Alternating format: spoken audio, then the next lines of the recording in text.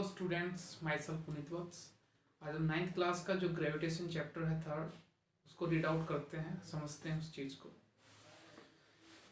Gravitation के बारे में आपने पहले सुन रखा होगा, गुरुत्वाकर्षण बल सुन रखा होगा, या हम नोटिस करते हैं, ठीक है। जैसे कि ये ऑब्जेक्ट है, अगर मैं इसको छोड़ता हूँ, इस मार्कर को छोड़ता हूँ, तो ये अर्थ की तरफ अट्रैक्ट होगा। क्यों? कौन सा फोर्स है? यही फोर्स क्या है बेटा? फोर्स ऑफ ग्रेविटेशन, ठीक है।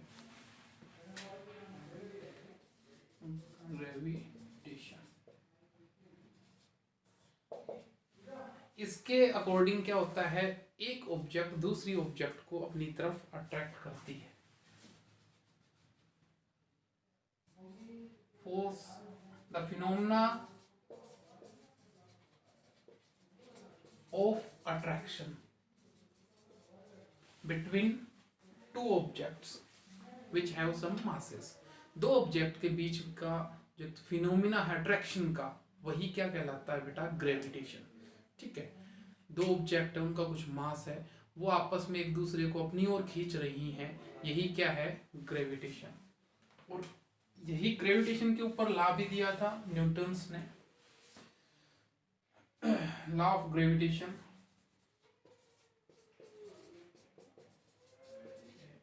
या इसको यूनिवर्सल लॉ के नाम से भी जाना जाता है, यूनिवर्सल लॉ ऑफ ग्रेविटेशन। इसके अकॉर्डिंग क्या हुआ बेटा? क्योंकि यूनिवर्स में बॉडीज जो है उनका मासेस है कुछ ना कुछ, सन, स्टार, प्लेनेट हो गई, ठीक है। ये आपस में जो भी सेलेस्टियल बॉडीज हैं, इनका कुछ मास है, और ये आपस में क्या करते हैं? अपनी और दूसरी ऑब्जेक्ट को अट्रैक्ट करते हैं, ठीक है। According to Newton, every object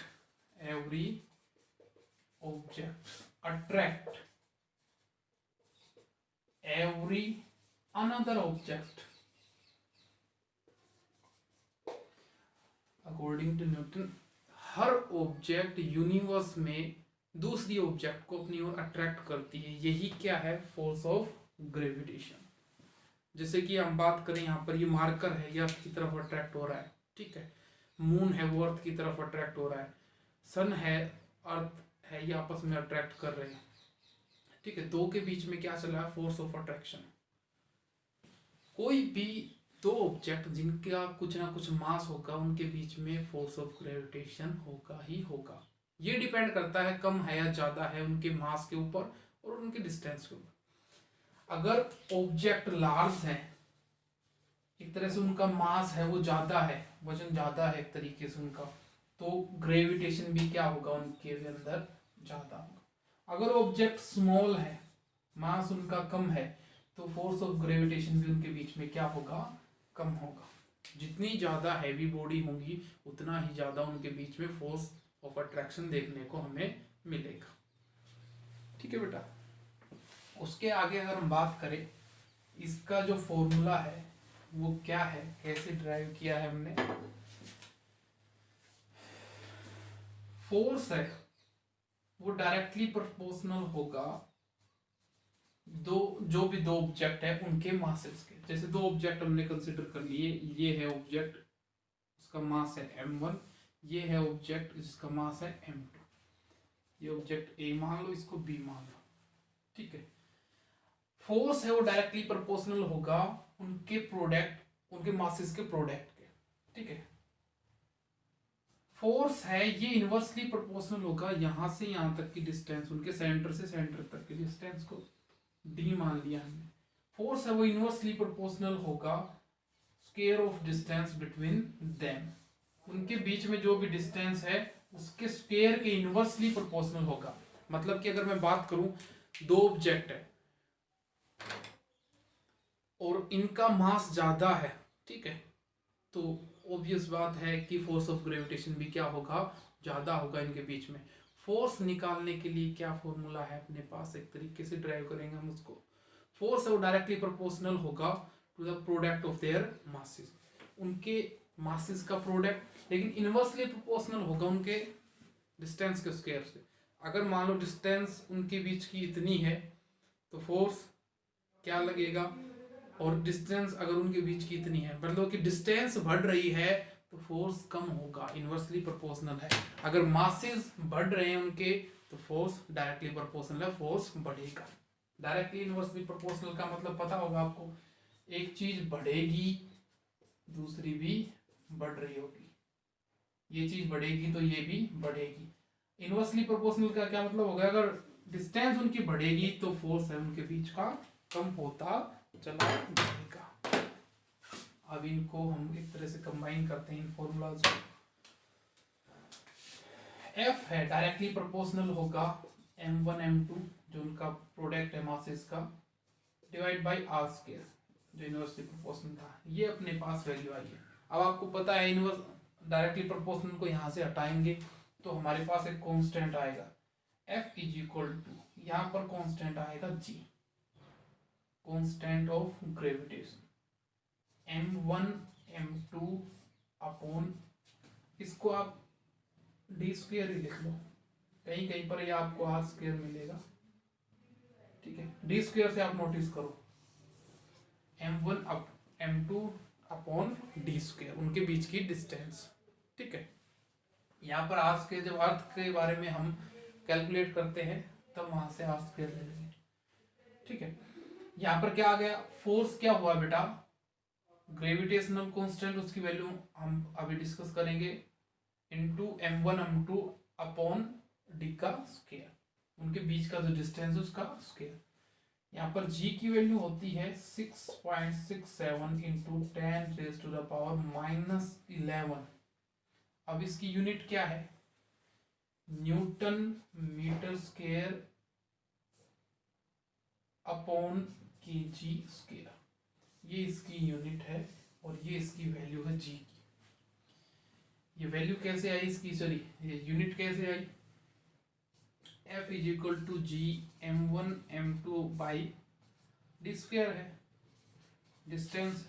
अब g को एक तरफ रखो, d उधर जाके क्या हो जाएगा मल्टीप्लाई में, m1 m2 क्या आ जाएंगे इधर डिवाइड में, तो g के लिए क्या आ जाएगी, जो यूनिट है वो फोर्स की क्या हो जाएगी न्यूटन, डिस्टेंस की मीटर, स्क्वायर है तो square upon KG into KG, KG square, newton metre square पर केजी स्क्वायर। ये जी की अपने पास वैल्यू है, कांस्टेंट यूनिट है, वैल्यू क्या हो गई 6.67 इंटू 10 पावर -11, ठीक है बेटा। अब इस फॉर्मूले की मदद से हम किन्हीं भी दो ऑब्जेक्ट के बीच का जो फोर्स ऑफ अट्रैक्शन है वो निकाल सकते हैं। फोर्स ऑफ अट्रैक्शन से मतलब कि जो ग्रेविटेशनल फोर्स है वो केवल अट्रैक्ट करता है, रिपेल नहीं करता। जैसे कि मैग्नेट के अंदर होता है, अट्रैक्शन भी होता है इसके अंदर और रिपल्सन भी होता है, और ऐसा ही सेम चार्जेस के बीच में होता है। चार्जेस के बीच में क्या होता है, फोर्स ऑफ अट्रैक्शन और फोर्स ऑफ रिपल्सन, दोनों चीजें होती हैं उसके अंदर। अगर सेम चार्जेस हैं तो वो रिपेल करेंगे, अगर अपोजिट चार्जेस हैं वो अट्रैक्ट करते हैं। ऐसे ही सेम केस मैग्नेट के अंदर, लेकिन ग्रेविटेशनल जो फोर्स है अपने पास उसमें केवल अट्रैक्शन का फिनोमिना है, रिपल्सन का नहीं है। अब इस फॉर्मूले का यूज करके आप जो फोर्स एक्ट हो रहा है किसी भी बॉडी के ऊपर, ठीक है, अट्रैक्शन का, वो आप फाइंड आउट कर सकते हैं। इसके लिए आप जैसे g की वैल्यू है, जैसे कि दो ऑब्जेक्ट है अपने पास, ये ऑब्जेक्ट A है, ये ऑब्जेक्ट B है, यहां से लेके सेंटर टू सेंटर की डिस्टेंस उनकी d है, ठीक है। इसका मास m1 है, इसका मास m2 है। केवल ये वैल्यू आपको पता हो m1 m2 d, ये यहाँ पर पुट करनी है। g की value 6.67 into 10⁻11 newton metre square पर केजी स्क्वायर, ये वैल्यू वहां पर पुट करनी है, ठीक है। आपका आंसर आ जाएगा कि F है, फोर्स ऑफ अट्रैक्शन है, या एक तरह से ग्रेविटेशनल फोर्स है, वहां पर कितना होगा, ठीक है बेटा। दूसरी चीज हम यहाँ पर एक बात करें कि जी, स्मॉल जी के भी बारे में हम पढ़ेंगे, एक्सेलेरेशन ड्यू टू ग्रेविटी। जिस जो हम पर अर्थ है वो लगाती है, एक्सेलेरेशन करवाती है नीचे की ओर, एक तरह से फोर्स ऑफ ग्रेविटेशन के कारण। जैसे ये ऑब्जेक्ट है, इसको अगर छोड़ेंगे तो ये इसके अंदर एक्सेलेरेशन आ जाएगा ड्यू टू ग्रेविटी, जी की वैल्यू इसके पास आ जाएगी। ठीक है बेटा, इसको फाइंड आउट करने का तरीका क्या है अपने पास, जैसे कि एग्जांपल लें हम यहाँ पर, कोई भी यहाँ पर ये है अपनी अर्थ, ठीक है, यहाँ पर कोई भी खड़ा है बच्चा, जैसे कि इसको नाम दे दिया सोनू, ठीक है, सोनू नाम का बच्चा यहाँ पर खड़ा है, और सेंटर टू सेंटर फोर्स है उसको कैलकुलेट करते हैं हम यहाँ से। अब जो अर्थ है वो इसके ऊपर कितना फोर्स एक्सर्ट करेगी, फोर्स ऑफ ग्रेविटेशन, वो कैसे निकाल सकते हैं हम, अगर हमें अर्थ का मास पता हो, अर्थ का मास है 6 × 10⁻24 kg। अगर इस बच्चे का मास पता हो, इसका मान लो मास है m1 m2 लगा लो 100 kg, इसका मास क्या है 100 kg। डिस्टेंस है यहां से यहां तक की, तो क्या होगी, रेडियस होगी, अर्थ की रेडियस क्या है 6400 किलोमीटर, इसको मीटर में बना लो 6.4 × 10⁻6 मीटर। अब अपने पास सारी चीजें हैं, जी की वैल्यू भी है, क्या फोर्स ऑफ ग्रेविटेशन यहां पर नहीं निकाल सकते, F = जी की वैल्यू पुट कर दो यहाँ पे, m1 यहाँ पे पुट कर दो, m2 यहाँ पे पुट कर दो, और यहाँ पर रेडियस है 6.4 × 10⁻6 मीटर, इसका स्क्वायर करके हम यहाँ पर इसकी वैल्यू निकाल सकते हैं। दूसरा कोई बच्चा है यहाँ पर, उसके लिए भी g सेम रहेगा, m1 अर्थ का मास सेम रहेगा, d रेडियस है यहाँ पर वो सेम रहेगी। तो इन सभी चीजों को अगर अर्थ के ऊपर हम देखते हैं तो ये सभी चीजें क्या है, हर ऑब्जेक्ट के लिए कॉमन है, सेम है। इसी को हम क्या लिखते हैं, इसकी वैल्यू g, जी से स्मॉल g से डिनोट करते हैं इसको अर्थ के लिए। ठीक है, ये हुआ एक्सेलरेशन ड्यू टू ग्रेविटी, मतलब कि जो अर्थ की ग्रेविटी है वो कितना इफेक्ट वहां पर डालती है किसी भी ऑब्जेक्ट के ऊपर, कितना अपनी ओर उसको खींचती है। ठीक है, ये आप कैलकुलेट कर सकते हो। वैसे क्या है, जी की वैल्यू 9.8 मीटर पर सेकेंड स्क्वायर, ये वैल्यू आप पुट करके यहाँ पर इससे कैलकुलेट कर सकते हो। ठीक है बेटा, बाकी आप सैंपल जो प्रॉब्लम दे रखे हैं वो ट्राई करें, जो सोल्व्ड न्यूमेरिकल है एक तरीके से, बाकी हम नेक्स्ट वीडियो में देखते हैं। Thank you.